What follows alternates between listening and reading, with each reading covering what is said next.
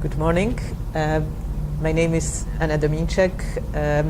I chaired this morning a session on epigenetics, and I would like to introduce Dr. Andrea Baccarelli, who gave a very elegant presentation on epigenetics in this session. We're very interested what are the main messages for scientists and practicing clinician in hypertension from your presentation.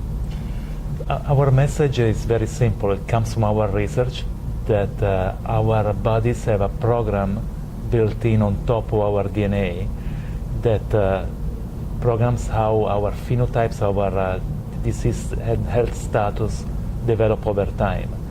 And this program, as all of our plans, can be influenced by the environment we live in, our experience, the type of risk factors we're exposed to, and potentially can influence our risk. And we are very interested down the line to find ways to keep this programming of DNA as healthy as possible. And this is about epigenetic mechanisms that are built in on our genome. You talked about the pollution and how pollution could affect all these processes, and I think that's very interesting in the United States, in Europe, but particularly in countries such as China, India, where this is a real problem. Could you give an example how the epigenetic changes happen so quickly after exposure to pollution? Absolutely. First of all, we do know that our bodies change quickly in response to pollution. Blood pressure increases fast after an exposure to peak to pollution. It might take just a few minutes to hours for blood pressure to increase. And that is something we know very well.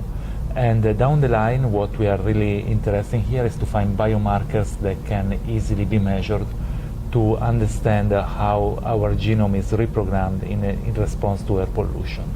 This is something that is particularly interesting for us. For instance, this is not only interesting for us, but also for policymakers. Some of our findings have been included in the statement by the American Heart Association in air pollution, and it's something that has been found to be interesting in terms of trying to reduce exposure to these pollutants, and governments are always looking at this type of results in order to limit exposure to populations and individuals to environmental pollutants. Apart from exposure, you also mentioned possible dietary interventions that sounded really interesting. Can you mention this a little bit? Absolutely. There is extensive evidence showing that different dietary components, for instance flavonoids that are found in different types of foods, or methyl donors that are found both in meat and vegetables, can influence the epigenome. And this is particularly interesting because we found that some of these changes that we found in the epigenome might be reversible, and people with healthy dietary patterns might be more resistant to the exposures and potentially to develop the adverse effects of the exposures. Thank you very much. Thank you for your contribution to our meeting. Thank you so much.